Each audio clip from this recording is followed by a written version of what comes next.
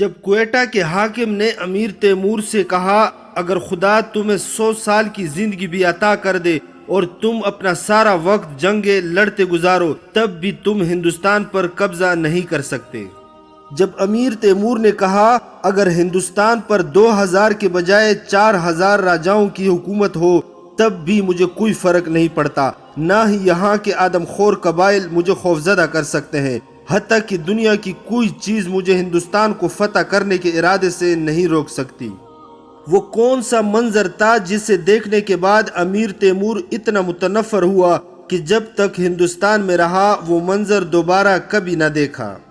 قصہ ہندوستان کے ایک ایسے جنگل کا جہاں امیر تیمور نے لاکھوں بندر دیکھے، اور قصہ میرٹھ کے قلعے کے نگران اس بہادر ہندو کا جس سے امیر تیمور بے حد متاثر ہوا۔ جب امیر تیمور نے اسے ایک پنجرے میں بند کر کے نیچے سے آگ لگائی تو امیر تیمور نے خداوندی کے کس اشارے کی وجہ سے اس کی جان بخشی کی۔ یہ تمام تر واقعات اور ہندوستان کی پراسرار سرزمین کے مزید پراسرار واقعات اس ویڈیو میں پیش کیے جا رہے ہیں۔ عبداللہ والی الملک ایک بوڑھا شخص تھا جس کے لمبے بال اور سفید داڑھی تھی۔ دوپہر کھانے کے بعد عبداللہ والی الملک نے نرمی سے تیمور سے پوچھا، اے امیر تم کہاں جانے کا ارادہ رکھتے ہو اور آخر تمہارا ارادہ کیا کرنے کا ہے؟ تیمور نے اسے بتایا، میں ہندوستان کو فتح کر کے اپنی سلطنت کا حصہ بنانا چاہتا ہوں۔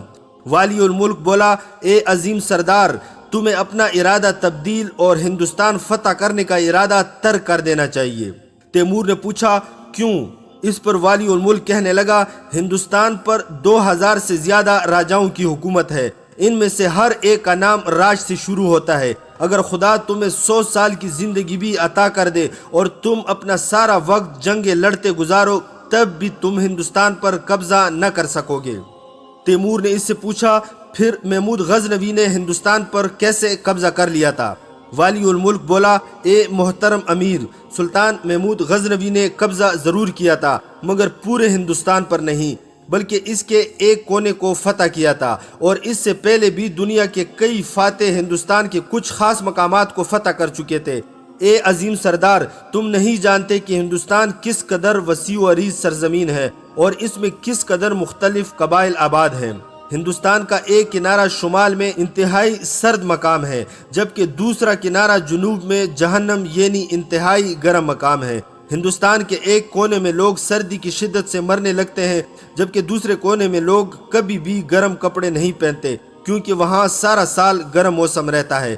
ہندوستان کے ایک کونے میں لوگ بھیڑ اور گائے کا گوشت کھانے سے پرہیز کرتے ہیں اور اسے حرام سمجھتے ہیں جبکہ دوسرے کونے میں لوگ انسانوں تک کو کھانا جائز سمجھتے ہیں۔ ہندوستان کے ایک کونے میں مردوں کو جلایا جاتا ہے اور مرنے والے مرد کی بیوی اس کے ساتھ ہی جل جاتی ہے یعنی ستی ہو جاتی ہے، اور دوسرے کونے میں مردوں کو جلایا جاتا ہے اور نہ ہی دفن کیا جاتا ہے بلکہ انہیں دریا میں بہا دیا جاتا ہے تاکہ مچھلیاں انہیں اپنی خوراک بنا لیں، پھر یہ کہ وہ انہی دریاؤں کا پانی پیتے اور ان میں نہاتے دھوتے بھی ہیں۔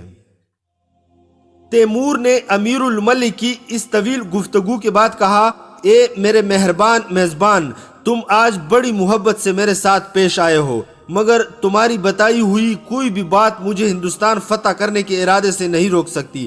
میں ہی وہ انسان ہوں جس نے توختامش کا کیچاک میں سامنا کیا اور اسے گھٹنوں کے بل جھکنے پر مجبور کر دیا، اور کیچاک کا خون جما دینے والا موسم بھی مجھے جنگ سے نہ روک سکا۔ میں ہی وہ انسان ہوں جس نے اصفہان کی مضبوط ترین دیوار کو مسمار کر کے اس شہر پر قبضہ کر لیا۔ تم نے شاید اصفہان شہر کی فصیل کے بارے میں سنا ہو مگر تم اس کا اندازہ نہیں کر سکتے کہ وہ کس قدر مضبوط تھی۔ اصفہان کی فصیل 42 کلومیٹر طویل تھی۔ وہاں کے لوگوں نے اس عظیم حفاظتی دیوار کے ساتھ ہر 500 فٹ کے فاصلے پر ایک برج تعمیر کر رکھا تھا، اور دیواروں کے پیچھے ایک حفاظتی دیوار تھی جس کے سامنے گاڑیاں دوڑا کرتی تھی، اور انہوں نے قلعے کے سامنے برج بنا رکھے تھے تاکہ وہ حملہ آوروں کے نقب لگانے میں رکاوٹ بن سکے۔ ان سب کے باوجود میں نے اس قلعے کی دیوار کو مسمار کر کے اصفہان پر قبضہ کر لیا، اور اب تو مجھے ایسے لوگوں سے خوفزدہ کرنے کی کوشش کر رہا ہے جو بکری اور گائے کے گوشت کو حرام جانتے ہیں یا آدم خور ہیں، یا یہ کہ وہ اپنے مردوں کو جلا دیتے ہیں یا دریاؤں میں بہا دیتے ہیں۔ سرزمین ہندوستان پر اگر 2 کے بجائے 4000 راجاؤں کی حکومت ہو تو بھی مجھے کوئی فرق نہیں پڑتا، میں اس سرزمین کو اپنے زیر نگی کر کے رہوں گا، اور کوئی چیز بھی مجھے ہندوستان کو تسخیر کرنے کے ارادے سے نہیں روک سکتی۔ اس کی وجہ یہ ہے کہ مجھے موت کا قطعی خوف نہیں، اور اسلام کی فرائض کی ادائیگی کے بعد میرے لیے سب سے اہم فریضہ جنگ ہے۔ میں نے مختلف جنگوں میں اس قدر زخم کھائے ہیں کہ شاید ہی کوئی انہیں شمار نہیں کر سکتا، اس کے باوجود میں کبھی موت کے خوف میں مبتلا نہیں ہوا۔ میرے لیے اس دنیا کی سب سے زیادہ سرور والی چیز کٹی ہوئی گردنوں سے خون کے فوارے ابلتے دیکھنا ہے، اور خون بھی وہ جو میں خود اپنی تلوار سے دشمن کی گردن کاٹ کر بہاؤں گا۔ عبداللہ والی الملک تیمور کی پرجوش باتیں سن کر بولا، اے امیر محترم، مجھے تمہاری طاقت اور بہادری پر ذرا بر بھی شک نہیں، اور تمہاری بے خوفی اور بہادری کی شہرت میں نے خوب سن رکھی ہے۔ مجھے علم ہے کہ سلم اور تور جو قدیم ایرانی بادشاہ فریدون کے بیٹے تھے کہ لشکر بھی تمہارا راستہ نہ روک سکے، اور تم اتنے دلیر اور نڈر ہو کہ ہر راستہ کھولنے میں کامیاب ہو جاتے ہو۔ ان سب چیزوں کے باوجود ہندوستان میں تمہارا راستہ بند ہو جائے گا، اور تیرا راستہ روکنے والے سلم اور تور کے لشکر نہ ہوں گے۔ تیمور نے دریافت کیا، پھر وہ کیا شے ہوگی؟ اس نے جواب دیا، وہ وبائی امراض ہوں گے۔ تیمور اس کی بات پر ہنس دیا اور کہنے لگا، اگر تو بوڑھا نہ ہوتا اور عمر کے لحاظ سے تجھے مجھ پر برتری نہ ہوتی، اور میزبان ہونے کی حیثیت سے مجھ پر تیرا احترام لازم نہ ہوتا، تو میں کہتا کہ تو عقل و خرد سے پیدل ہے۔ آج تک کوئی شے میرے ارادے کی راہ میں رکاوٹ نہ بن سکی، یہاں تک کہ میں طاعون جیسی وبا کا سامنا بھی کر چکا ہوں، اور فارس میں خود اس کا شکار ہو چکا ہوں۔ والی الملک بولا، اے عظیم فرما رواں، دنیا کے وہ تمام فاتح جو سرزمین ہندوستان میں داخل ہوئے آخر وبائی امراض کا شکار ہو گئے، یا پھر انہیں کسی اور وجہ سے یہاں سے جانا پڑا۔ یہ امراض مقامی باشندوں پر زیادہ اثر انداز نہیں ہوتے، اس لیے کہ مقامی باشندے اس قسم کے امراض کے عادی ہو چکے ہیں، لیکن باہر سے آنے والوں کے لیے یہ وبال جاں بن جاتے ہیں۔ تیمور نے والی الملک سے کہا، اب 2 ہفتے ہو چکے ہیں کہ میں ہندوستان کی سرزمین میں موجود ہوں، اس دوران تو کوئی وبائی مرض میرا کچھ نہیں بگاڑ سکا۔ والی الملک کہنے لگا، اے امیر، یہ علاقہ جہاں تم اس وقت موجود ہو ایسا خطہ ہے جہاں کی آب و ہوا ہندوستان کے دوسرے علاقوں کی نسبت بہت بہتر ہے۔ اس مقام کے بارے میں کہا جاتا ہے کہ یہ اصلی ہندوستان نہیں ہے۔ تم مجھے یہ بتاؤ کہ تمہارے سفر کا نقشہ کیا ہے، تاکہ میں تمہیں بتا سکوں کہ تم کس طرف سے ہندوستان میں داخل ہو۔ تیمور نے والی الملک کو بتایا کہ وہ دہلی پر قبضہ کرنے کا ارادہ رکھتا ہے، اور پھر اس کا ارادہ ہندوستان کے تمام علاقوں کو اپنے تصرف میں کرنے کا ہے۔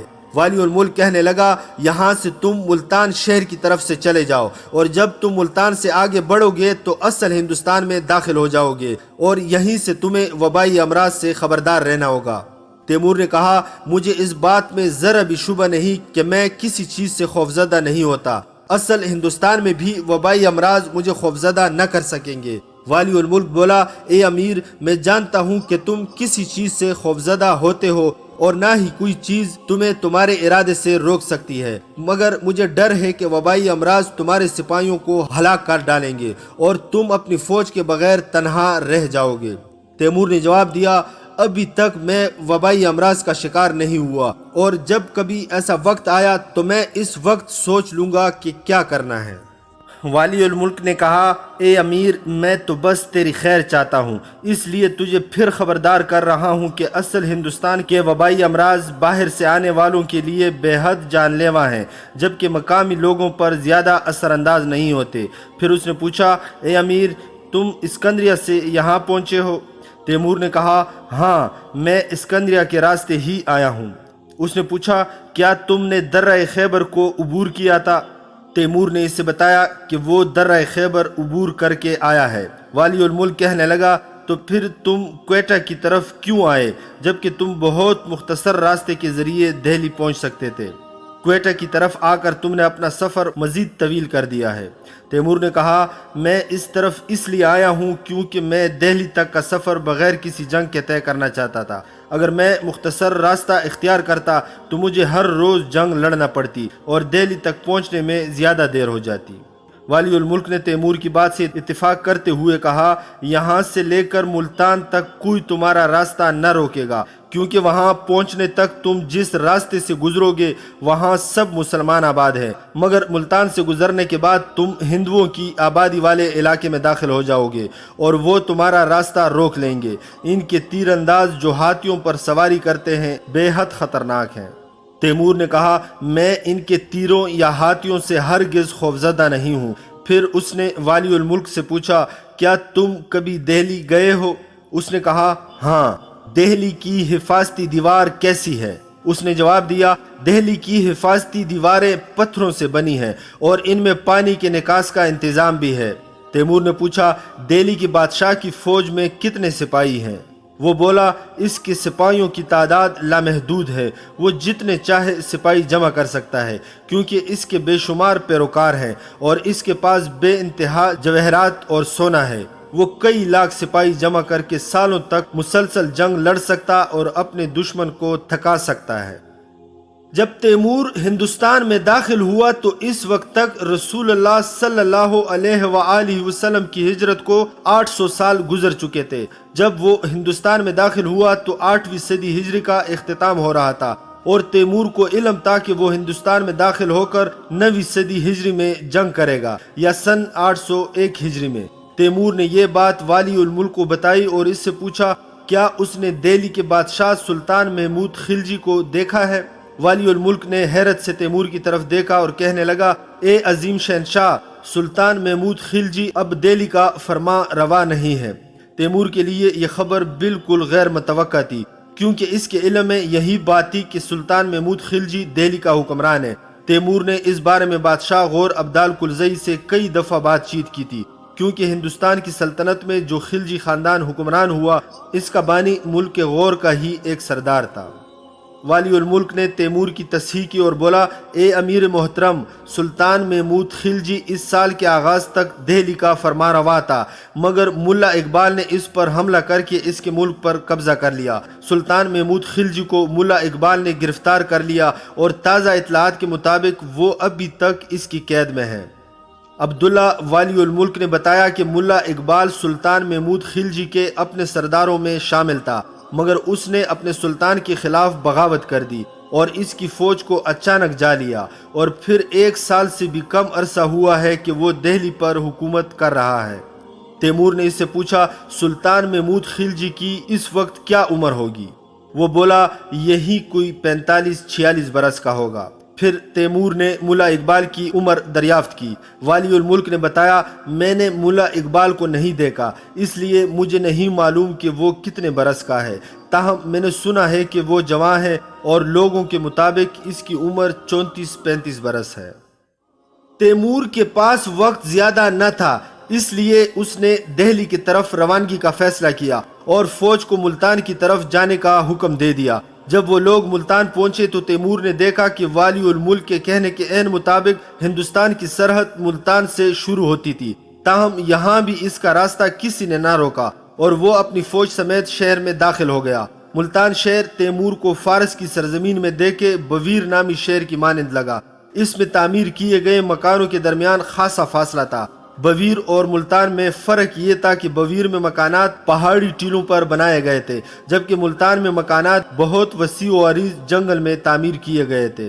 اس جنگل کی سطح مختلف قسم کی گھاس سے ڈھکی ہوئی تھی۔ تیمور جس طرف بھی دیکھتا تو اس سے سرخ اور زرد رنگ کے دبے دکھائی دیتے۔ یہ دبے دراصل ان ہندو عورتوں کے مختلف رنگوں کے لباس تھے جو کسی حجاب کے بغیر وہاں پھر رہی تھی۔ ان عورتوں میں سے کچھ نے اپنی کمروں پر دودھ پیتے بچے اٹھا رکھے تھے۔ ملتان پر ایک ہندو راجہ پنشن جنگ حکمران تھا۔ وہ تیمور کو بعد احترام اپنے گھر لے گیا۔ اس کا گھر واضح طور پر دوسرے گھروں کی نسبت زیادہ وسیع و عریض تھا، تاہم ان سے زیادہ خوبصورت نہ تھا۔ تیمور نے سلطان کے گھر کے چاروں طرف پہرے دار مقرر کر دیے، کیونکہ اگرچہ ملتان کے راجہ نے اس کی اطاعت قبول کر لی تھی اور اسے اپنے گھر بھی لے گیا تھا، مگر تیمور ہندو راجہ پر پھر بھی بھروسہ نہ کرنا چاہتا تھا۔ شام کی نماز کے بعد پنشن جنگ نے تیمور کو کھانے کی دعوت دی اور مترجم کے ذریعے کہنے لگا اے امیر، तुम इत्मीनान से हमारे यहाँ खाना खा सकते हो। हमने खानों में जहर नहीं मिलाया जो कि तुम्हारी मौत का सबब बन जाए। लेकिन अगर फिर भी तुम्हें यकीन नहीं तो मैं अपने कुछ मुलाजमीन को बुलाकर पहले उन्हें खाना खिलाता हूँ ताकि तू जान ले कि खाने में जहर नहीं मिलाया गया। तैमूर ने खाना लाने का हुक्म दिया, लेकिन जैसे ही उसने खाने का पहला लुकमा हलक से नीचे उतारा तो इसे यूं लगा जैसे इसका गला जल गया हो, मगर ये दरअसल खाने में डाले गए तेज मसालों की वजह से था। बहरहाल तैमूर दस्तरखान से उठकर खड़ा हुआ और बोला, मैं हिंदुओं का ये खाना नहीं खा सकता क्योंकि इसमें इस कदर तेज मसाले डाले गए हैं जो हलक से नाफ तक आग सी लगा देते हैं। पिनशन जंग ने कहा, मुझे बेहद अफसोस है कि हमारे यहाँ ऐसे ही खाने बनते हैं जिनमें मिर्च मसाले डाले गए हों। तैमूर ने कहा, फिर यूं करो कि मेरे लिए चंद अंडे उबाल कर ले आओ। जब उबले हुए अंडे लाए गए तो तैमूर ने उन्हें खाकर अपनी भूख मिटाई। पिनशन जंग ने अपनी ख्वाबगाह तैमूर के सोने के लिए मखसूस कर दी। ख्वाबगाह में एक तख्त बिछा था जिसके पाए ऊंचे थे और इस पर रेशम का बिस्तर बिछाया गया था। तैमूर ने रेशम का बिस्तर उठा लेने और इसकी जगह मामूली बिस्तर बिछाने का हुक्म दिया। फिर उसने ख्वाबगाह के बाहर और पिनशन जंग के घर की छत पर भी फेरा बिठा दिया और उन्हें बारी बारी फेरा देने की हिदायत देकर सोने के लिए लेट गया। अभी तैमूर की आंख लगी ही थी कि दरख्तों के शाखों के बाहम टकराने की आवाज़ से वो जाग गया। तैमूर को ख्याल गुजरा कि शायद आंधी आ गई है और तूफान बादो बारां की आमद है, लेकिन जब उसने देखा तो आसमान पर बादलों का नामो निशान तक न था और सितारे चमक रहे थे। हैरत की बात ये थी कि बाहर दरख्त भी बिल्कुल साकिन थे, मगर दरख्तों के शाखों के आपस में टकराने की आवाज़ बदस्तूर आ रही थी। तैमूर ने दरख्तों की तरफ देखते देखते अचानक ख्वाबगाह के बाहर खड़े पहरेदारों की तरफ देखा तो इससे महसूस हुआ कि वो खौफजदा होकर बाग की तरफ देख रहे हैं। तैमूर चौंके हस्ब मामूल जंगी लिबास में ही सोया हुआ था, इसलिए उसने सरहाने के नीचे से तलवार उठाई और तख्त से नीचे उतर आया। फिर उसने ख्वाबगाह के दरवाजे पर आकर पहरेदारों में से एक से आहिस्तगी से पूछा, क्या मामला है? उस शख्स ने खौफजदा अंदाज में बाग के सेन की तरफ इशारा करते हुए कहा, सांप। तैमूर ने बाग की तरफ देखा तो इससे सितारों की रोशनी में जमीन पर सैकड़ों जानवर रेंगते नजर आए जो आपस में टकराकर दरख्तों की शाखों के बाहम टकराने जैसी आवाजें पैदा कर रहे थे। तैमूर ईरान के सहराओं में बहुत से सांप देख चुका था, मगर उसने इतनी ज्यादा तादाद में सांपों को एक ही जगह पर कभी ना देखा था। तैमूर ने इर्द गिर्द नजर दौड़ाई ताकि ये देख सके कि पिनशन जंग के घर में मौजूद लोग और इसके मुलाजिम इन सांपों के बाहम टकराने की आवाजों से जाग गए हैं या नहीं, मगर इनमें से कोई भी ना जागा था, या अगर जागा भी था तो जाहिर ना कर रहा था। बाग की फिजा में काली मिर्च और दारचीनी की मखसूस खुशबू फैली हुई थी, जिससे तैमूर को पिनशन जंग का वो खाना याद आ गया जिसे खाते ही इसका हलक जल उठा था और वो इससे खा ना पाया था। तैमूर को वो महक सांपों से आती महसूस हुई। काफी देर तक सांपों की हरकत की आवाजें बाग से आती रही। सुबह काजिब के करीब जब बाद नसीम चलना शुरू हुई तो सांपों की तादाद बतदरीज कम होने लगी और बिल आखिर वो सब गायब हो गए। तैमूर अब सो नहीं सकता था क्योंकि नमाज का वक्त हो चला था। चुनांचे उसने नमाज फजर अदा की और इसके बाद उजाला फैल गया तो तैमूर ने हुक्म दिया कि पिनशन जंग को इसके सामने हाजिर किया जाए। जब इसके सिपाही पिनशन जंग को लाए तो इस पर अभी तक गनूदगी तारी थी। तैमूर ने इसे दरियाफ्त किया, क्या तू गुज़श्ता रात सांपों की आवाज़ों से बेदार न हुआ था? वो कहने लगा, नहीं ए अमीर, सांप तो यहाँ हर रोज़ ही बाग में फिरते रहते हैं मगर कभी कमरों में नहीं आते, और अगर कोई बाग में ना जाए तो सांप इससे कोई नुकसान नहीं पहुँचाते।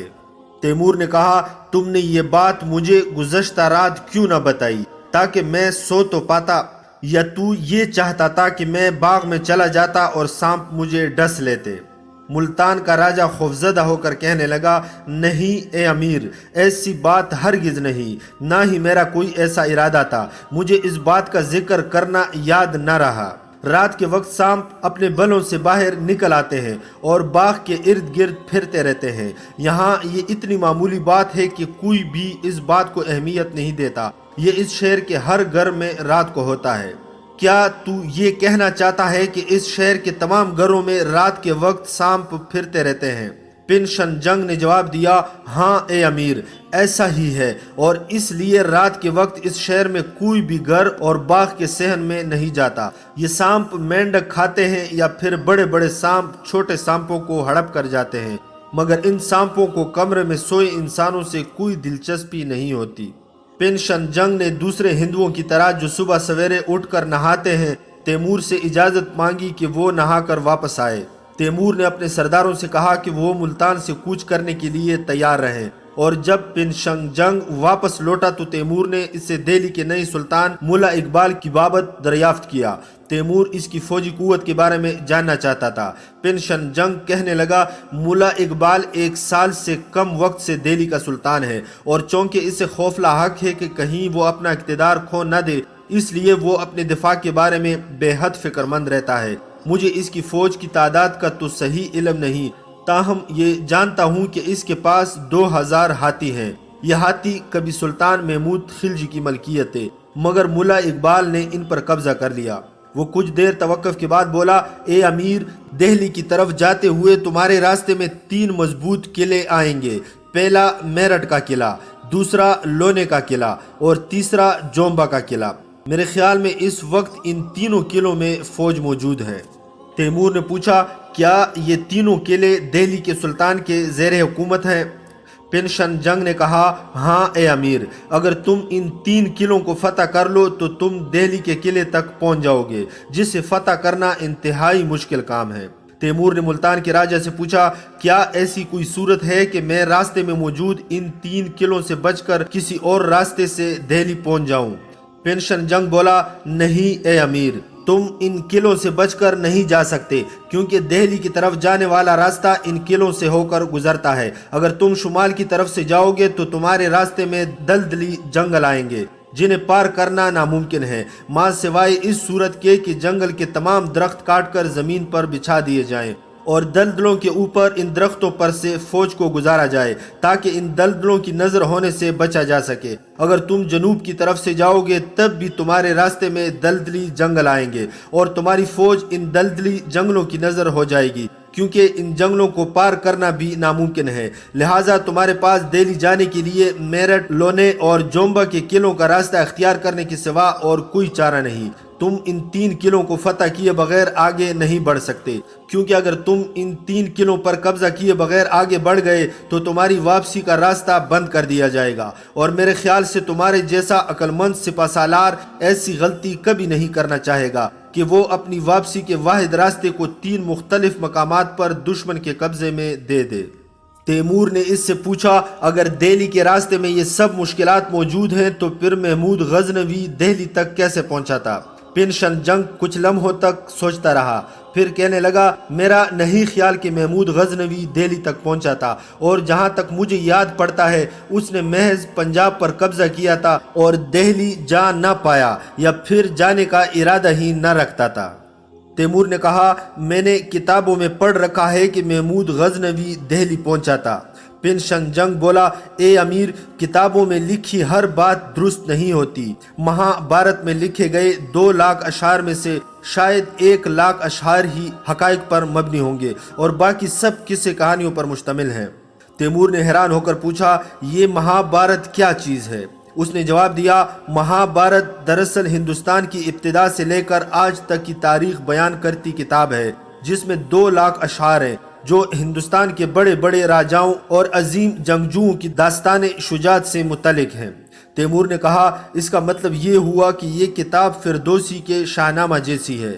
پنشن جنگ نے شاہنامہ کا نام کبھی نہ سنا تھا، لہٰذا تیمور نے اسے تفصیل سے بتایا کہ شاہنامہ میں کیا کچھ موجود تھا، اور اس پر وہ بولا، بہرحال یہ حقیقت ہے کہ مہابھارت کے 2 لاکھ اشعار میں سے 1 لاکھ محض افسانے ہیں۔ تیمور نے کہا، اے پنشن جنگ، افسانے اس وقت تخلیق ہوتے ہیں جب لکھنے لکھانے کا وسیلہ موجود نہ ہو اور لوگ واقعات کو منہ زبانی ایک دوسرے تک پہنچاتے ہیں۔ اس طرح سے عام آدمیوں کے تخلیق کیے گئے تصورات بھی واقعات میں شامل ہو جاتے ہیں، اور پھر ان سے قصے کہانیاں بن جاتی ہیں۔ مگر جب سلطان محمود غزنوی ہندوستان میں داخل ہوا تھا تو اس کے مشاہیر پڑھے لکھے لوگ تھے اور انہوں نے واقعات کو اس طرح نقل کیا جیسے کہ وہ وقوع پذیر ہوئے۔ پھر شاعروں نے جنگوں کے واقعات کو نظموں میں ڈال دیا، لہٰذا اس طرح کی کتابیں افسانے اور قصے کہانیاں یا من گھڑت مواد نہیں۔ پن شنگ جنگ نے پوچھا، کیا تم محمود غزنوی کے ہندوستان میں داخل ہونے کی درست تاریخ بتا سکتے ہو؟ تیمور نے جواب دیا، محمود غزنوی آج سے تقریباً 450 برس قبل ہندوستان میں آیا تھا۔ پن شنگ جنگ نے کہا، اس زمانے میں میرٹھ، لونے اور جومبا کے قلعے تعمیر نہ ہوئے تھے۔ یہ قلعے تقریباً 250 سال قبل یک کے بعد دیگرے تعمیر کیے گئے، لہٰذا اگر محمود غزنوی دہلی گیا بھی تھا تو اس سے ان رکاوٹوں کا سامنا نہیں کرنا پڑا ہوگا، وہ بغیر کسی مشکل کے دہلی پہنچ گیا ہوگا۔ تیمور نے پن شنگ جنگ سے دریافت کیا، ملا اقبال سے تیرے تعلقات کیسے ہیں؟ اس نے جواب دیا، میں اسے جانتا تک نہیں اور اس سے میرا کوئی رابطہ نہیں۔ تیمور نے اس سے پوچھا، کیا تم چند ایسے قابل رہنما میرے ساتھ بھیج سکتے ہو جو دہلی تک کے سفر میں میری رہنمائی کر سکے؟ پن شنگ جنگ بولا، میرے لیے یہ خدمت باعث سعادت ہوگی۔ چنانچہ اس نے 4 سفری رہنما تیمور کے ساتھ کر دیے اور اسی روز تیمور اپنی فوج کے ساتھ ملتان سے روانہ ہو گیا۔ اس روز وہ سورج غروب ہونے تک زیادہ طویل سفر نہ کر سکے کیونکہ انہوں نے دوپہر کے وقت اپنے سفر کا آغاز کیا تھا۔ غروب آفتاب کے قریب انہوں نے ایک دریا کے کنارے پہنچ کر ٹھہرنے کا فیصلہ کیا۔ تیمور کی فوج معمول کے جنگی ساز و سامان کے ساتھ سفر کر رہی تھی اور تقریباً 6 کلومیٹر تک اس کے مختلف حصے پھیلے ہوئے تھے۔ تاہم حسب معمول 2 ہراول دستے فوج کے آگے آگے چل رہے تھے اور کسی بھی خطرے کی صورت میں تیمور ساری فوج کو یکجا کر کے جنگ کے لیے تیار کر سکتا تھا۔ اگلی صبح جب تیمور فجر کی نماز ادا کر کے فارغ ہوا تو تیمور کو ڈھول اور نفیری کی آواز سنائی دی اور پھر اس سے کسی گروہ کے گانے بجانے کی آوازیں سنائی دینے لگی۔ تیمور اپنے خیمے سے باہر نکلا تو اس سے نزدیکی گاؤں سے لوگوں کا ایک گروہ دکھائی دیا۔ ان میں سے کچھ لوگ ایک تابوت اٹھائے ہوئے تھے اور وہ سب دریا کی طرف بڑھ رہے تھے۔ ان لوگوں نے جنازے کے اوپر سرخ رنگ کا کپڑا ڈالا ہوا تھا، تاہم مردے کا چہرہ نظر آ رہا تھا۔ تیمور نے دیکھا کہ وہ کسی مرد کا جنازہ تھا۔ ایک عورت سرخ لباس پہنے جنازے کے پیچھے پیچھے چل رہی تھی۔ وہ کبھی رونے لگتی اور کبھی دوسروں کی طرح گانا گانے لگتی۔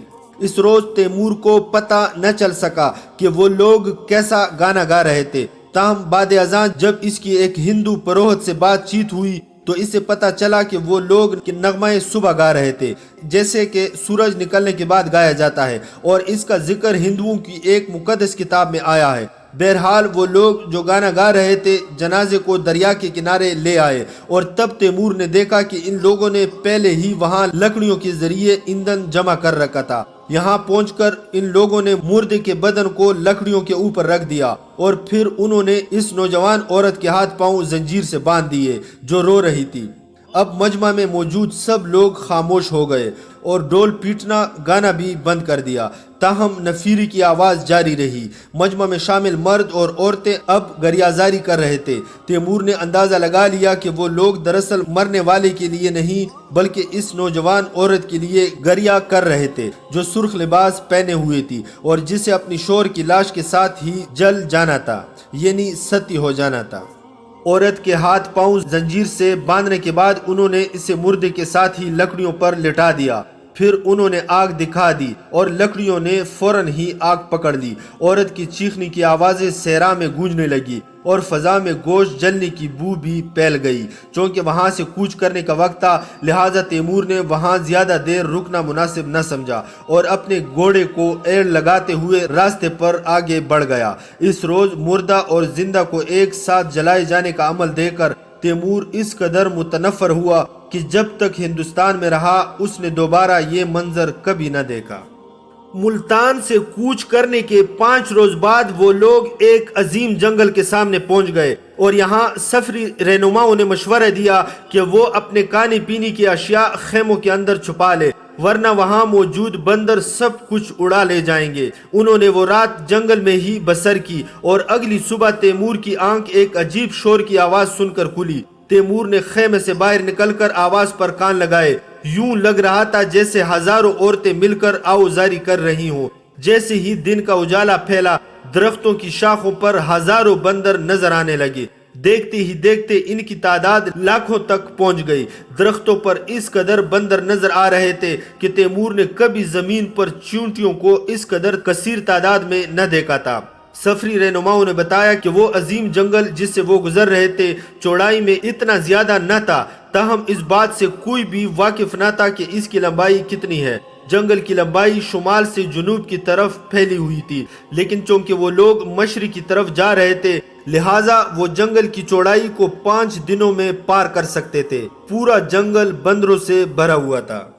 ملتان سے روانہ ہوتے ہوئے سفری رہنماؤں نے انہیں انسانوں کو کھا جانے والے بندروں کی کہانیاں سنائی تھی، مگر تیمور نے ان کہانیوں پر یقین نہ کیا تھا، کیونکہ وہ جانتا تھا کہ بندر شیر اور چیتے کی طرح گوشت خور نہیں ہوتے۔ لیکن اس روز جب اس نے لاکھوں بندروں کو درختوں پر دیکھا تو اسے ان کہانیوں پر یقین آ گیا۔ تیمور نے دل ہی دل میں کہا، جب یہ بندر بھوکے ہوں تو کوئی بعید نہیں کہ یہ انسانوں پر حملہ کر کے ان کا گوشت بھی کھا جاتے ہوں۔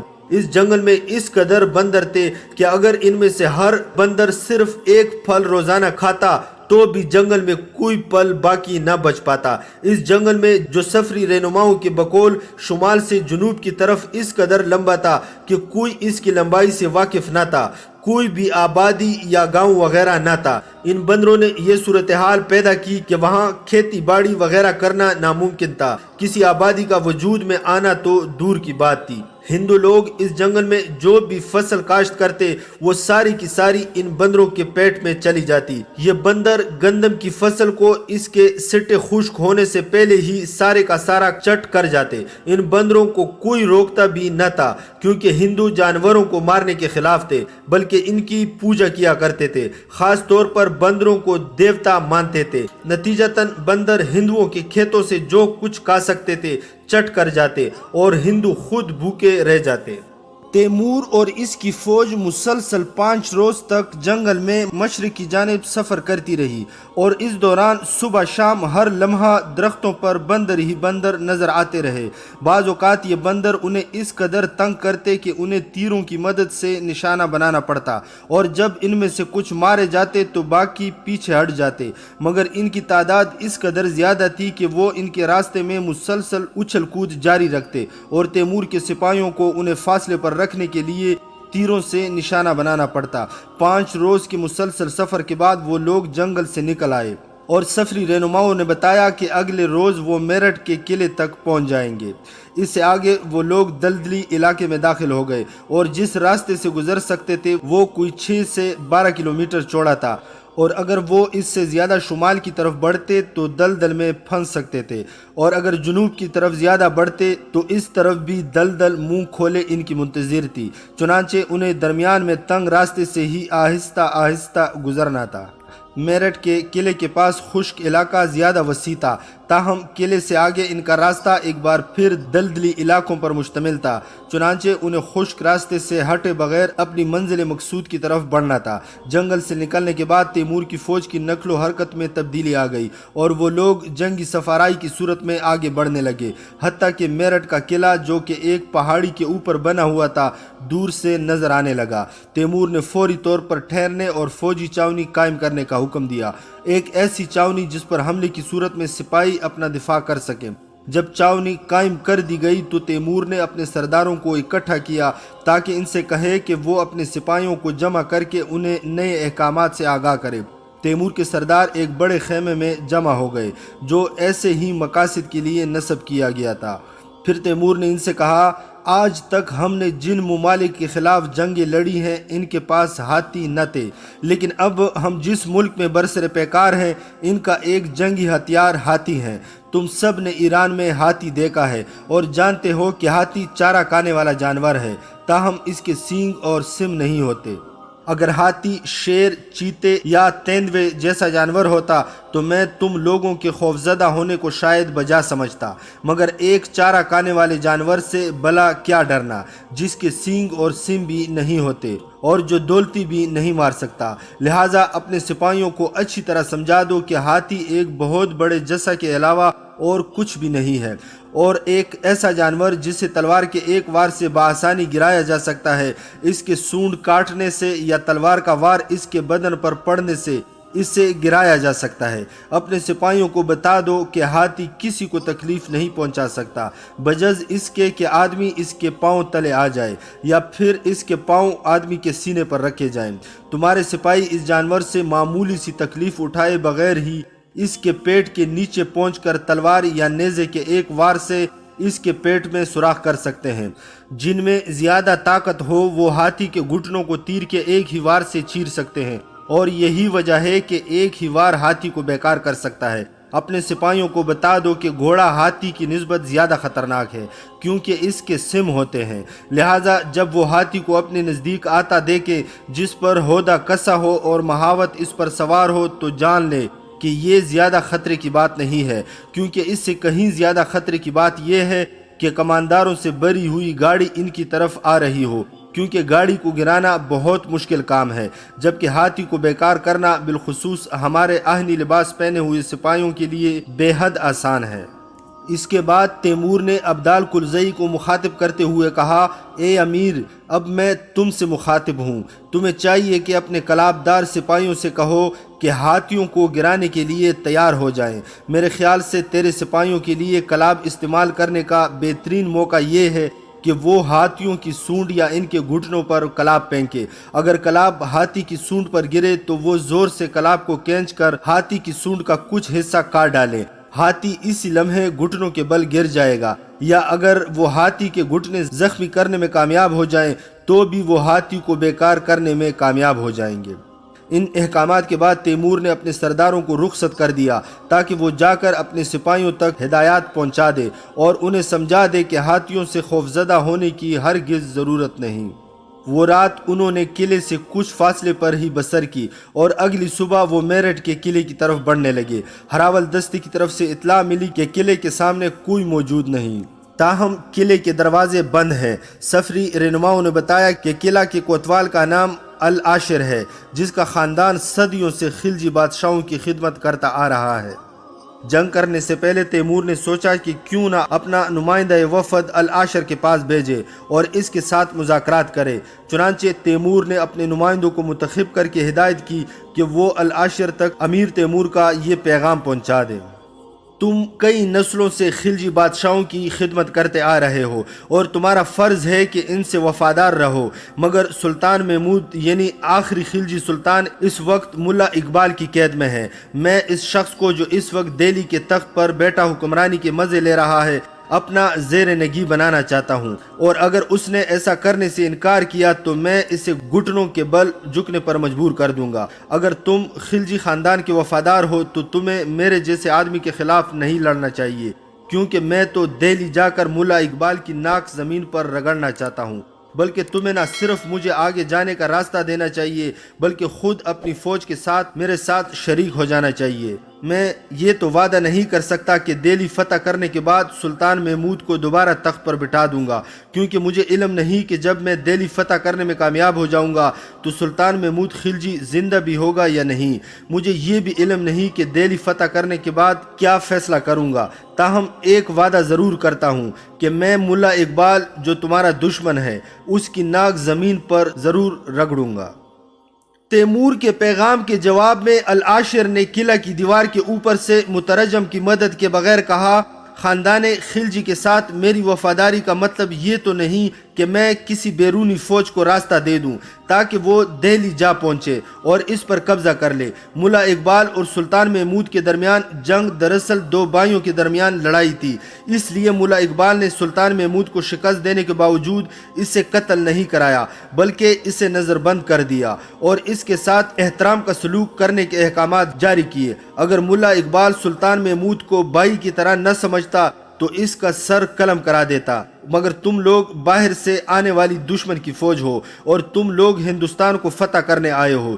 تم نہیں جانتے کہ ہندوستان وہ سرزمین ہے کہ جسے فتح کرنے کا خواب لے کر یہاں آنے والے یہیں مر کھپ گئے، یا پھر انہیں یہاں سے ایسے بھاگنا پڑا کہ دوبارہ پیچھے مڑ کر دیکھنے کی ہمت بھی نہ ہوئی۔ اب تیمور اور اس کی فوج کے لیے مقصد بالکل واضح تھا، انہیں ہر صورت قلعے پر قبضہ کرنا تھا اور قبضہ کرنے کے بعد آگے بڑھنا تھا۔ جیسا کہ تیمور کو بتایا گیا کہ وہ یہ قلعہ فتح کیے بغیر آگے نہیں بڑھ سکتا تھا، کیونکہ دہلی سے واپسی پر اس قلعے کا حاکم اس کا راستہ روک لیتا تاکہ اسے ختم کر دے، یا جو مال غنیمت وہ ساتھ لایا ہوتا اسے اپنے قبضے میں لے لیتا۔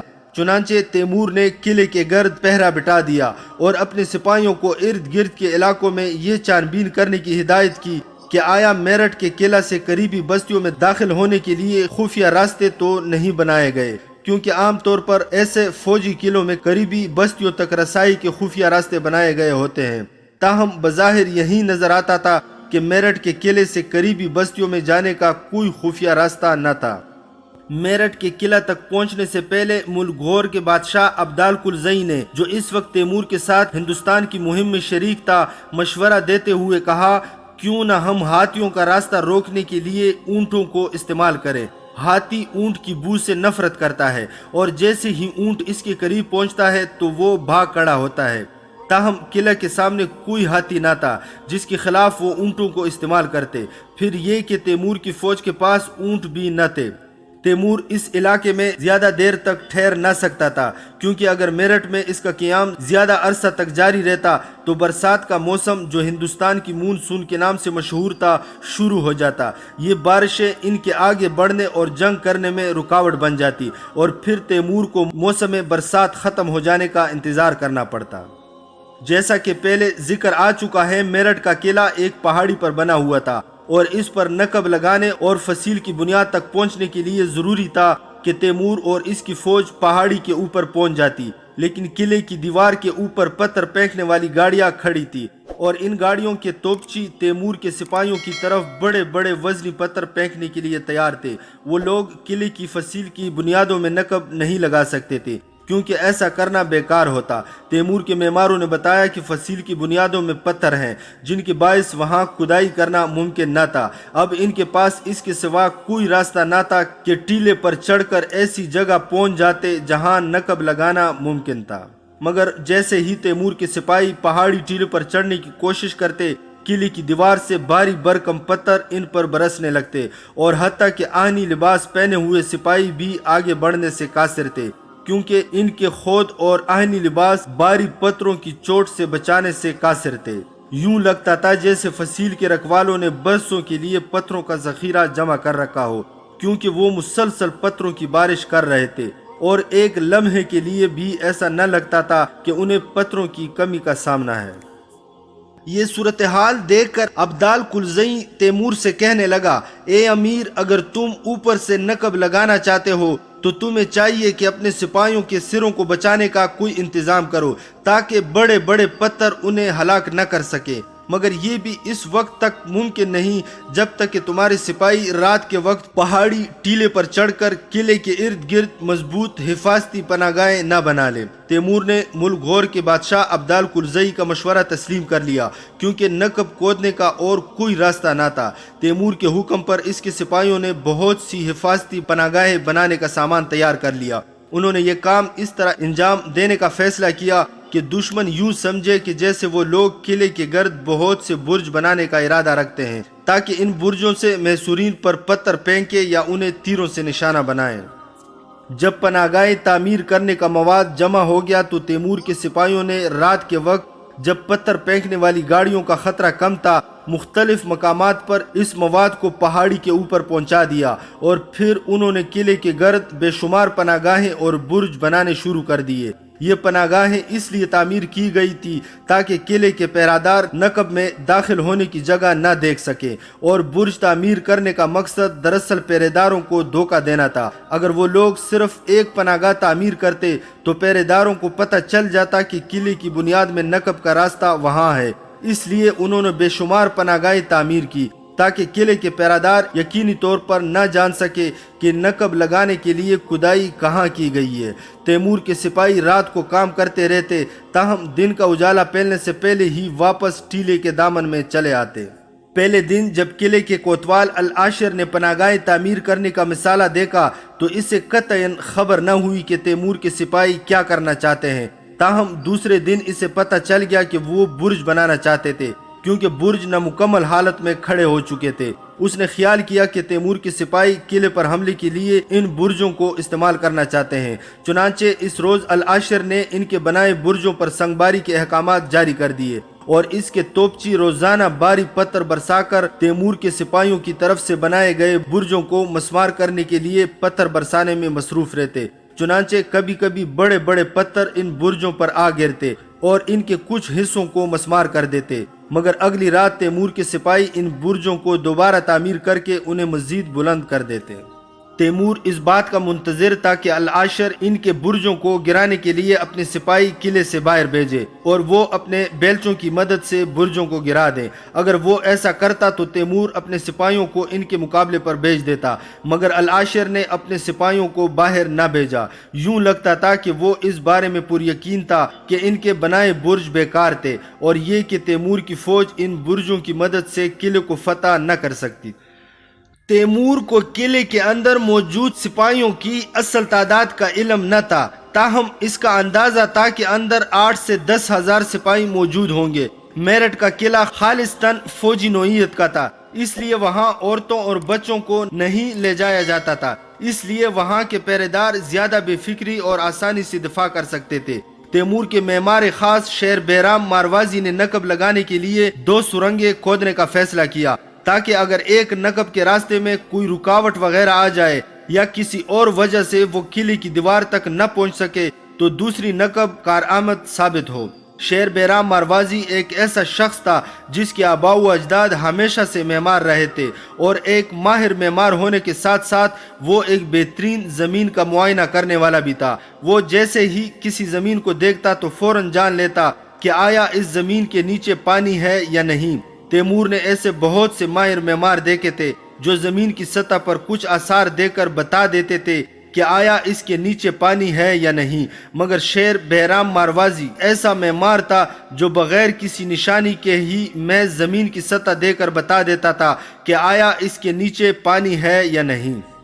دونوں سرنگوں کی کھدائی اس رات شروع ہو گئی اور جب یہ سرنگیں کھودی جا رہی تھی تو تیمور نے اپنے سپاہیوں کو بارود تیار کرنے کا حکم دے دیا۔ اگرچہ وہ لوگ اپنے ساتھ بارود لے کر آئے تھے مگر وہ بارشوں کے باعث گیلا ہو گیا تھا اور کچھ درہ خیبر سے گزرتے ہوئے پانی میں ڈوب کر بیکار ہو گیا تھا۔ تاہم انہوں نے ہندوستان کی سرزمین یعنی ملتان کے علاقے میں داخل ہوتے ہی بارود تیار کرنے کا مواد حاصل کر لیا تھا تاکہ ضرورت پڑنے پر دوبارہ مہیا کر سکے۔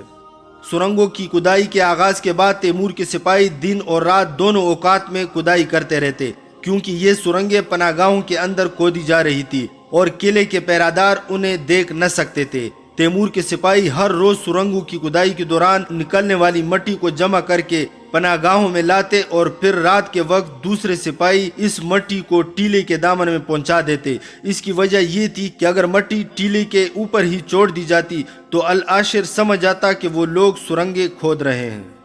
ایک روز جبکہ پتھر برسانے والی گاڑیاں تیمور کے سپاہیوں کی طرف سے بنائے گئے برجوں پر پتھر برسا رہی تھی، تیمور نے حکم دیا کہ ان برجوں میں سے ایک پرسفید پرچم لہرا دیا جائے۔ یہ جھنڈا لہرانے پر گاڑیوں سے پتھر برسنے بند ہو گئے۔ تیمور خود برج کے اوپر چڑھ گیا اور بلند آواز میں کہنا شروع کیا، میں العاشر سے بات کرنا چاہتا ہوں جو اس قلعے کا کوتوال ہے۔ العاشر ایک آہنی خود اور جنگلی لباس پہنے قلعہ کی فصیل پر نمودار ہوا اور بولا، میں العاشر ہوں، تم کون ہو؟ تیمور نے جواب دیا، میں تیمور گورگین ماوراؤ نیر ایران اور بین النہرین کا بادشاہ ہوں۔ العاشر بلند آواز میں بولا، تم مجھ سے کیا چاہتے ہو؟ تیمور نے کہا، میں تجھے خبردار کرنا چاہتا ہوں اور تجھے نصیحت کرتا ہوں کہ قلعے کے دروازے کھول دے اور اپنے سپاہیوں سمیت ہتھیار ڈال دے، میں تجھے اپنے سرداروں میں شامل کر لوں گا۔ یہ جو میں تمہیں خبردار کر رہا ہوں تو یہ محاصرے کے طول پکڑ جانے کے خوف سے ہرگز نہیں ہے، کیونکہ مجھے یقین ہے کہ میں بہت جلد اس قلعے پر قبضہ کر لوں گا۔ تجھے خبردار کرنے کی وجہ یہ ہے کہ میں نے جان لیا کہ تو ایک دلیر آدمی ہے اور کسی دلیر آدمی کا زندہ رہنا قتل ہو جانے سے بہتر ہے۔ اگر میں جنگ کر کے قلعہ پر قابض ہوا تو پھر میرے پاس تجھے قتل کرنے کے سوا کوئی چارہ نہ ہوگا، کیونکہ اس کے لیے میرے سپاہیوں کا خون بھی بہے گا اور مجھے اس کا بدلہ لینا ہوگا۔ لیکن اگر تو لڑے بغیر اور خون بہائے بغیر ہتھیار ڈال دے تو میں تجھے اپنی فوج میں شامل کر لوں گا، کیونکہ میرے سپاہیوں کا خون نہیں بہے گا اور تمہیں میری فوج میں اعلیٰ عہدہ بھی ملے گا۔ العاشر نے یہ سب سن کر زوردار کہکا لگایا اور بولا، اگر میں اور میرے سپاہی ہتھیار نہ ڈالیں تو کیا ہو جائے گا؟ تیمور بولا، میں قلعے پر قبضہ کرنے کے بعد تجھے ایک لوہے کے پنجرے میں بند کرا دوں گا اور حکم دوں گا کہ اس پنجرے کو آگ پکڑنے والی لکڑیوں کے ایندھن پر رکھ کر آگ لگا دے، پھر میں تجھے زندہ جلا دوں گا۔ العاشر نے اس پر مزید کہکے بلند کیے اور کافی دیر تک مسلسل کہکہے لگاتا رہا، پھر تمسخر برے انداز میں کہنے لگا، او تیمور گورگین، ہم ہندوؤں کو مرنے کے بعد ویسے بھی جلنا ہی ہوتا ہے تاکہ ہماری روحیں نروان میں منتقل ہو جائیں۔ ایسے شخص کی روح تو نروان میں مزید بلند درجے پر پہنچ جاتی ہے جسے زندہ جلا دیا جائے۔ تیمور نے اس کے جواب میں کہا، تو ٹھیک ہے، یہ میری آخری بات تھی، اس کے بعد اب صرف تلوار ہی ہم دونوں کے درمیان فیصلہ کرے گی۔ اس کے بعد تیمور برج سے نیچے اتر آیا اور اس نے برج سے سفید پرچم بھی اتار دیا۔ سرنگوں کی کھدائی میں کافی دن لگ گئے اور تیمور ان گزرتے ہوئے دنوں کے بارے میں فکر مند ہونے لگا، کیونکہ وہ جانتا تھا کہ برسات یا ہندوستان کا مونسون کا موسم تیزی سے قریب آ رہا ہے۔ آخر ایک دن شیر بیرام مروازی نے تیمور کو مطلع کیا کہ ایک سرنگ قلعے کی دیوار کے نیچے پہنچ گئی ہے اور دوسری بھی چند دن میں دیوار تک پہنچ جائے گی۔ سپاہیوں کی مدد سے شیر بیرام مروازی نے قلعے کی دیوار کے نیچے 2 گہرے کھڈے بنائے اور سپاہیوں نے ان کھڈوں میں بارود رکھ کر اس کے ساتھ لمبے فیتے باندھ دیے اور ان فیتوں کے سروں کو سرنگوں کے بیرونی دانتوں تک لے آئے۔ تیمور میرٹھ کے قلعہ کے باہر ستمبر کے مہینے میں پہنچا تھا اور انہیں قلعے کی دیوار کو مسمار کرنے کا انتظام کرنے میں 41 دن لگ گئے۔ تاہم ان دنوں کے دوران تیمور نے اپنے سرداروں اور سپاہیوں کو مسلسل جسمانی اور جنگی مشقوں میں مصروف رکھا تاکہ وہ محض کھاتے اور سوتے نہ رہیں، کیونکہ یہ چیز ان کی صلاحیتوں کو زنگ آلود کر سکتی تھی۔ مختلف مشقوں میں ایک مشق یہ بھی شامل تھی کہ رات کے وقت تیمور تمام سپاہیوں کو تیزی سے دوڑ کر ٹیلے کے اوپر چڑھنے کا حکم دیتا۔ یہ مشق ان کے لیے انتہائی ضروری تھی، کیونکہ حملے کے وقت ان سپاہیوں کو حقیقتاً تیزی سے دوڑ کر ٹیلے کے اوپر جانا تھا اور یہ مشق ان کے لیے بے حد کام آ سکتی تھی۔ چونکہ تیمور کے زیادہ تر سپاہی گھڑ سوار تھے، اس لیے وہ پیادہ طور پر اتنے زیادہ قابل نہ تھے، مگر یہ مشقیں ان کے لیے اس وقت بے حد کارآمد ثابت ہوئیں جب 23 اکتوبر 1998 کا دن طلوع ہوا۔ اس روز تیمور کے تمام سپاہی قلعے پر حملے کے لیے پوری طرح تیار تھے۔ دن کا اجالا پھیلنے سے پہلے موسم اچانک بے حد سرد ہو گیا اور حالانکہ تیمور موسم برسات کی آمد کے بارے میں فکر مند تھا، مگر اس نے موسم کے سرد ہونے کو ایک اچھی نشانی تصور کیا، کیونکہ اس کا مطلب تھا کہ اس کے سپاہیوں کو جنگ کے دوران گرمی کی شدت کا سامنا نہیں کرنا پڑے گا۔ جیسے ہی دن کا اجالا نمودار ہوا اور رات کا اندھیرا چھٹ گیا، تیمور نے اشارہ کیا کہ فیتوں کو آگ لگا دی جائے۔ جن سپاہیوں نے فیتوں کو آگ لگائی وہ بڑی تیزی سے ٹیلے سے نیچے اتر آئے۔ تیمور کے آہن پوش سپاہی اور ملک غور کے کلاب پھینکنے والے، جنہیں پہلی صف میں حملہ کرنا تھا، قلعے پر حملہ کرنے کے لیے تیار ہو گئے۔ اچانک زمین اپنی بنیادوں تک لرز اٹھی اور ایسی آواز پیدا ہوئی جیسے ہزاروں بجلیاں بیک وقت کھڑک رہی ہوں، اور میرٹھ کے قلعے کی دیواریں 2 مقامات پر ٹکڑوں کی صورت میں مسمار ہو گئیں۔ تیمور اچھی طرح جانتا تھا کہ دشمن دیواروں کے گرنے سے اس قدر خوفزدہ اور حواس باختہ ہوگا کہ کچھ وقت کے لیے یہ سمجھ ہی نہیں سکے گا کہ کیا کیا جائے، لہٰذا انہیں دشمن کے خوف اور بوکھلاہٹ کا فائدہ اٹھانا تھا اور انہیں غیر متوقع طور پر جا لینا تھا۔ تیمور کے اشارے پر آہن پوش سپاہی اور کلاب پھینکنے والے ایک ہی سانس لینے کی مہلت میں ٹیلے پر چڑھ گئے۔ دشمن کی پتھر پھینکنے والی گاڑیاں ان پر پتھر پھینک سکی اور نہ ہی ان کی طرف سے تیر چلائے گئے، بلکہ اس سے پہلے ہی تیمور کے سپاہی قلعے کے اندر داخل ہو گئے۔ اس وقت تک بھی دشمن دیواروں کے مسمار ہونے کی حیرت اور خوف سے نہ نکلا تھا۔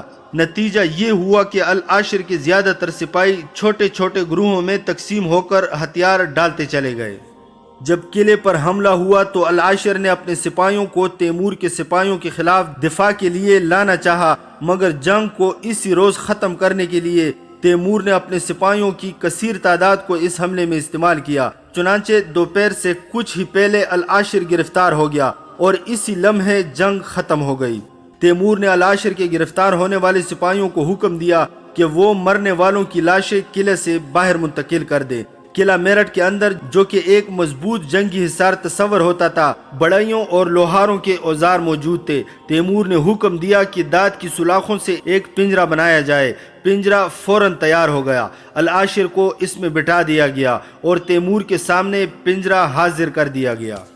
تیمور کے سامنے ایندھن کا ایک بہت بڑا ذخیرہ جمع تھا اور تیمور نے کہنا شروع کیا، اے انسان، میں نے تجھے خبردار کیا تھا اور بتا دیا تھا کہ اگر میرے سپاہیوں کا خون بہا تو میں تجھے زندہ جلا دوں گا، اور تو سمجھا کہ میں مذاق کر رہا ہوں۔ لیکن اب دیکھ لے کہ تو میرے کہنے کے مطابق پنجرے میں بند ہے، اور چند ہی منٹوں میں میرے سپاہی اس پنجرے کو لکڑی کے ایندھن پر رکھ دیں گے اور اسے آگ لگا دیں گے اور تو اس میں جل کر بھسم ہو جائے گا۔ تیمور کو توقع تھی کہ اب موت کو سامنے دے کر شاید العاشر رحم کی درخواست کرے گا اور تیمور سے درخواست کرے گا کہ وہ اسے زندہ جلانے کا ارادہ تبدیل کر دے اور اسے کسی اور طریقے سے قتل کرا دے، مگر العاشر بولا، اے تیمور گورگین، میں تجھے پہلے ہی بتا چکا ہوں کہ ہم ہندوؤں کو آخرکار جلنا ہی ہوتا ہے، اور جو شخص زندہ جلایا جاتا ہے وہ باقی لوگوں کی نسبت نروان میں کہیں بہتر درجہ حاصل کرے گا۔ اسی لمحے ہوا چلنے لگی جو آگ جلانے کے لیے سازگار تھی۔ چنانچہ تیمور نے حکم دیا کہ العاشر کے پنجرے کو لکڑیوں کے ذخیرے پر رکھ کر اسے آگ لگا دی جائے۔ لکڑیوں کے ذخیرے کے نیچے آگ بھڑک اٹھی، لیکن اس سے پہلے کہ آگ پوری طرح پھیلتی، تیز ہوا نے اسے بجھانا شروع کر دیا۔ آسمان پر طوفان، باد و باران کے آثار نمودار ہو گئے اور دیکھتے ہی دیکھتے سیاہ بادلوں نے آسمان کو گھیر لیا اور تیز ہوا بھی چلنے لگی۔ چنانچہ عین اس وقت جب آگ اس مقام پر پہنچ گئی کہ العاشر کو اپنی گرفت میں لے کر جلا دیتی، موسلا دھار بارش شروع ہو گئی۔ بارش اس قدر تیز تھی کہ اس نے آگ کو 1 منٹ سے بھی کم وقت میں بالکل بجھا دیا۔ تیمور خود اس طرح بھیگ گیا جیسے کسی حوض میں غوطہ لگا کر نکلا ہو۔ جب بارش کا طوفان تھم گیا تو تیمور نے حکم دیا کہ العاشر کے پنجرے کو نیچے اتار دیا جائے اور اسے پنجرے سے باہر نکال دیا جائے۔ تیمور کو یوں لگا جیسے بارش کو خدائے بزرگ و برتر نے العاشر کو بچانے کے لیے بھیجا تھا، اور اگر وہ اسے جلا دیتا تو گویا خدا کی مرضی کے خلاف کام کرتا۔ چنانچہ تیمور نے حکم دیا کہ العاشر کو قید میں ڈال دیا جائے۔ تیمور میرٹھ کے قلعہ کو محافظوں کی نگرانی میں دیے بغیر آگے نہ بڑھ سکتا تھا۔ تیمور کو وہاں محافظ بٹانے تھے تاکہ دہلی کا سلطان ملا اقبال قلعے پر دوبارہ قبضہ کر کے اس کی تعمیر و مرمت نہ کرا سکے اور واپسی پر تیمور کے لیے مشکلات نہ کھڑی کر دے۔ چنانچہ تیمور نے سپاہیوں کے ایک دستے کو قلعے میں چھوڑا اور انہیں ہدایت کی کہ مقامی لوگوں کو بیگار پر لگا کر قلعہ کی مرمت کا کام کروائیں، تاکہ اگر ان پر حملہ ہو تو وہ اس کے خلاف مزاحمت کر سکے۔ جب قلعے کی 4 دیواری کی مرمت کے کام کا آغاز ہو گیا اور جن سپاہیوں کو قلعے میں ٹھہرنا تھا ان کی خوراک وغیرہ مہیا ہو گئی تو تیمور وہاں سے روانہ ہو گیا۔ اس کے بعد امیر تیمور قلعہ لونی کی طرف بڑھا، جہاں پچھلی ویڈیو میں بیان کیے گئے اس کے ایک خواب کو تعبیر ملتی ہے ایسی صورت میں کہ جس نے تیمور کو ہلا کر رکھ دیا۔ قسط نمبر 17 کی یہ ویڈیو ہم پہلے ہی آپ لوگوں کی خدمت میں پیش کر چکے ہیں، جسے آپ لوگ چینل پر موجود پلے لسٹ میں ملاحظہ کر سکتے ہیں۔ ہماری آنے والی ویڈیو میں ہم انشاءاللہ ہندوستان کی پراسرار سرزمین کے مزید پراسرار واقعات پیش کریں گے، جس میں قابل ذکر قلعہ جومبا ہے، جہاں کی پہرے دار صرف عورتیں تھیں اور جہاں ہر طرف سانپ ہی سانپ تھے۔